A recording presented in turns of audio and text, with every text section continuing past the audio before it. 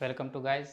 Chemist वाला channel में आपका फिर से स्वागत है। और आज मैं फिर से लेके आया हूँ फार्मेसी के लिए नए नए वर्ड, फार्मेसी के नए नए सब्जेक्ट के बारे में आप लोग को आज पढ़ाऊँगा।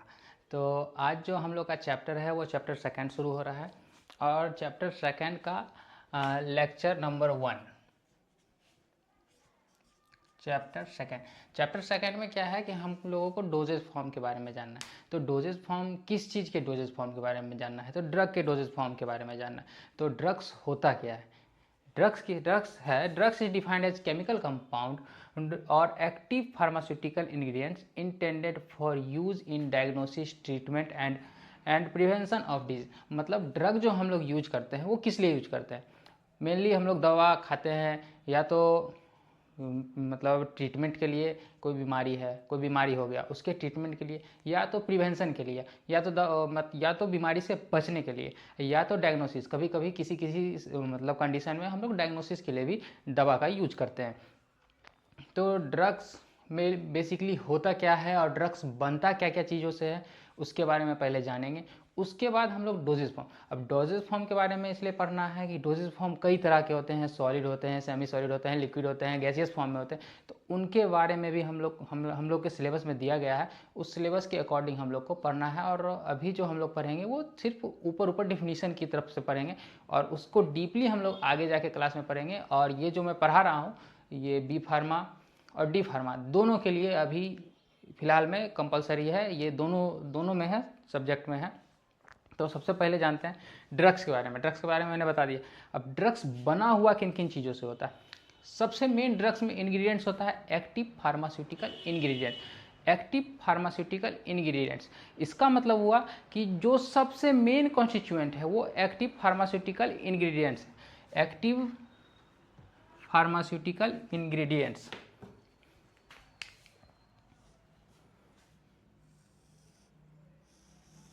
जिसको कि शॉर्ट फॉर्म में मैं लिख रहा हूँ एपीआई। सबसे मेन यही होता है। जैसे कोई पैरासीटामॉल है, टैबलेट है, पैरासीटामॉल में सबसे मेन कॉन्स्टिट्यूएंट होगा वो, मेन कॉन्स्टिट्यूएंट या जिसको हम लोग एपीआई कहते हैं वो होगा,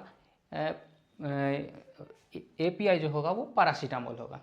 तो पैरासीटामॉल जो है वो बना होगा सिर्फ और सिर्फ एपीआई से, तो बना नहीं होगा। अगर 625 mg का मानिए ये टैबलेट है,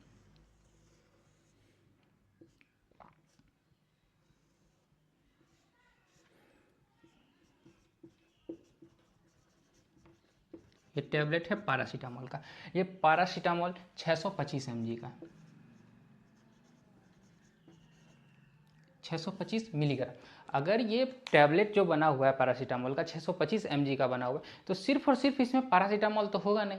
इस पैरासीटामॉल के अंदर कुछ एक्सिपिएंट, कुछ बाइंडर, कुछ फ्लेवरिंग एजेंट, कुछ ऐसे मतलब जिसको कि एक्सिपिएंट कहेंगे। मतलब एक्सिपिएंट में बहुत सारे चीज़ आ जाते हैं, जैसे diluent, binder, lubricant, disintegrant, coating,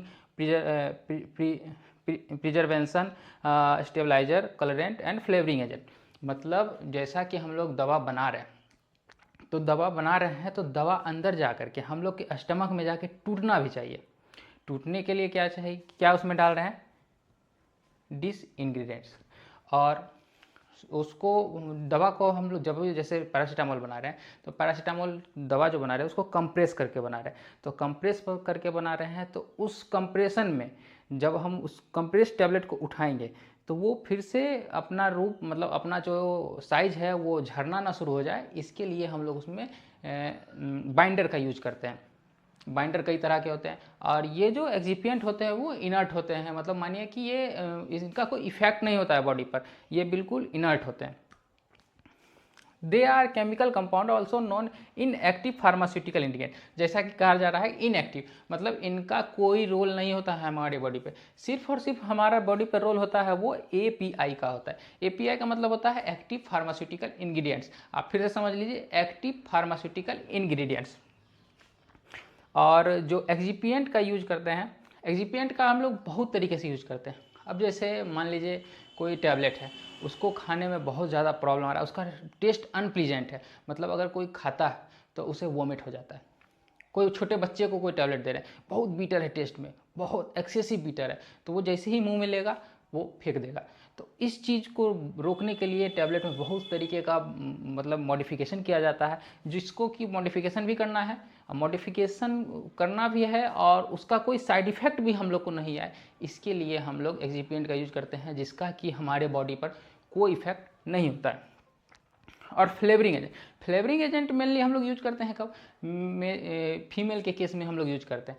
female क्या होती है, थोड़ी सी सेंसिटिव होती है, उनको थोड़ा सा अट्रैक्टिव दिखने वाला चीज़ चाहिए, और फ्लेवरिंग मतलब उसमें से कुछ अच्छा सा स्मेल आए, स्मेल नहीं सॉरी फ्रेगनेंस है, फ्रेगनेंस जिसके कारण कि वो उनको खाने में दिक्कत ना करे, इसके लिए भी फ्लेवरिंग एजेंट का यूज करता है। इसके बारे में हम लोग डिटेल्स में आगे पढ़ेंगे। तो ड्रग जो बना होता है वो एपीआई और प्लस एक्सिपिएंट से मिलकर बना होता है। डोजेज फॉर्म जो होता है वो ड्रग, एपीआई और एक्सिपिएंट से मिलकर बना होता है। Dosages form are comprise of API suitable excipient prepare in any of semi solid, liquid और गैसियस फॉर्म। सिर्फ और सिर्फ सॉलिड डोजेज फॉर्म में ही नहीं एक्सिपिएंट का यूज होता है, एक्सिपिएंट का यूज जो होता है वो सेमी सॉलिड में भी होता है, लिक्विड में भी होता है और गैसियस में भी होता है।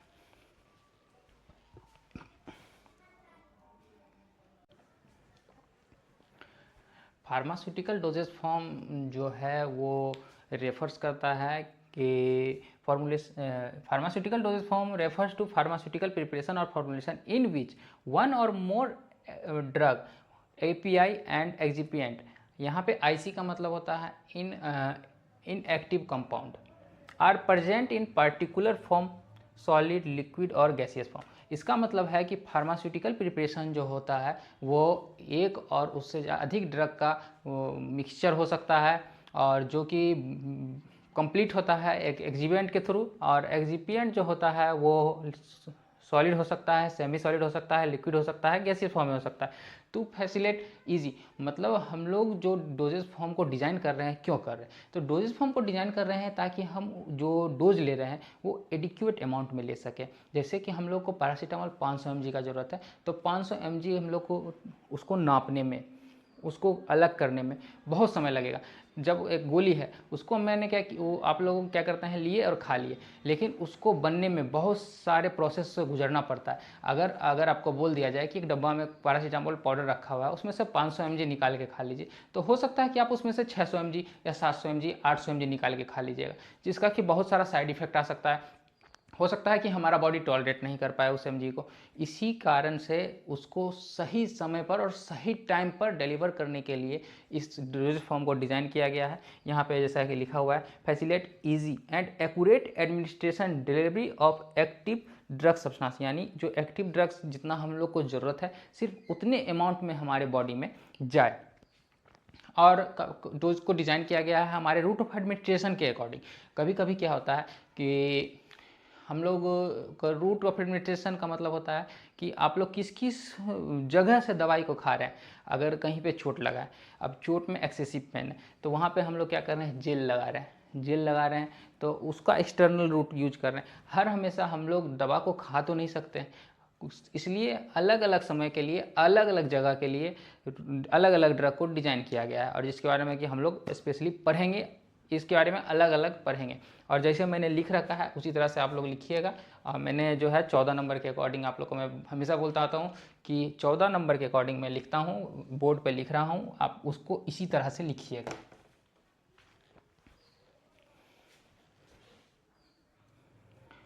तो अब हम लोग का बेसिक मतलब जो आ रहा है उतनी चीज़ हम लोग को जानने के बाद, classification of pharmaceutical dosages form. जो फार्मास्यूटिकल डोजेज फॉर्म को है किस किस क्लास में डिवाइड किया गया है, और फार्मास्यूटिकल डोजेज फॉर्म को क्यों डिवाइड किया गया है, इसके बारे में हम लोग जानेंगे।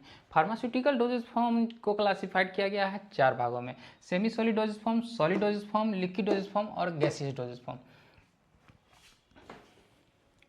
फिर से आप लोग रिपीट कीजिए, solid doses form, semi solid doses form, liquid doses form और गैसियस डोजेज फॉर्म। यानी सेम टू सेम आप देख रहे हैं, जैसा सॉलिड डोजेज फॉर्म में बांटा गया है, सेमी सॉलिड डोजेज फॉर्म में बांटा गया है, लिक्विड डोजेज फॉर्म में बांटा गया है और गैसियस डोजेज फॉर्म में बांटा गया है। अब ये क्यों बांटा गया है इसके बारे में हम लोग धीरे धीरे जानेंगे। अब सबसे पहले जानते हैं solid doses form. Solid doses form में है तो क्या क्या है, सेमी सॉलिड डोजेज फॉर्म में है, एक है यूनिट डोजेज फॉर्म। जैसा कि नाम से पता चल रहा है यूनिट, मतलब यूनिट का मतलब होता है हम मतलब इसको इजीली, यूनिट मतलब एक कंपार्टमेंट में बांट दिया गया है, मतलब एक यूनिट मतलब किसी एक पर्टिकुलर एक टैबलेट को हम लोग खा लेंगे, कैप्सूल है तो पर्टिकुलर एक टेबल पर कैप्सूल को खा लेंगे, लॉजेंस है तो उसको भी एक खा सकते हैं, तो यूनिट में डिवाइड किया गया है। तो यूनिट डोजेज फॉर्म में क्या है, 3 टैबलेट, कैप्सूल, लॉजेंस। इसके बारे में हम लोग डिटेल्स में आगे पढ़ेंगे। उसके बाद है बल्क डोजेज फॉर्म में पाउडर में आप लोग को बेसिकली ऊपर में समझा देता हूँ। पाउडर का मतलब डस्टिंग पाउडर, जैसे आजकल कैंडिड भी पाउडर आता है, उसको हम लोग डेली लाइफ में यूज करते हैं। डेली लाइफ में यूज कर मतलब जो जिनको खुजली से परेशानी है उसमें इट्राकोनाजोल होता है, तो उसके लिए ये पाउडर का मैंने सिर्फ एग्जाम्पल लिया है।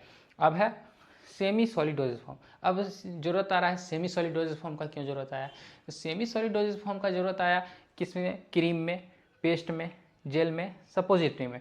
अब कहीं पे चोट लगा है, या मतलब हम लोग को चेहरा पे मॉइस्चराइज़र चाहिए, या हम लोग को कहीं पे चोट लगा है या कहीं पे वुंड है, तो वहाँ पर हम लोग टैबलेट तो लगा नहीं सकते हैं, तो उसके लिए एक डोजेज फॉर्म को डिज़ाइन किया गया कि जिसको सेमी सॉलिड डोजेज फॉर्म के अंदर रखा गया।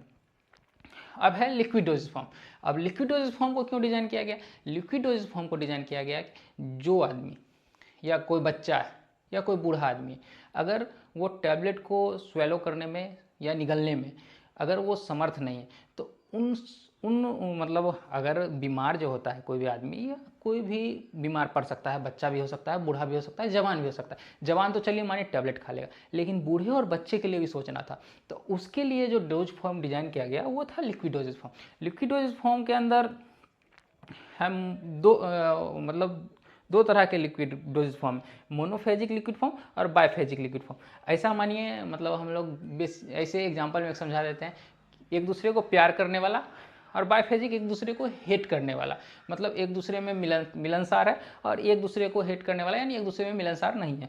तो मोनोफेजिक में जाता है सिरप और एलेक्सियर, और बायफेजिक में आ जाता है इमल्सन और सस्पेंसर, और चौथा में है गैसियस डोजेज फॉर्म। अब गैसियस डोजेज फॉर्म का क्यों जरूरत पड़ा? गैसियस डोजेज फॉर्म का इसलिए जरूरत पड़ा कि जिनको किसी से सांस का दिक्कत है, तो सांस का दिक्कत है तो वो टैबलेट से तो ठीक होगा नहीं।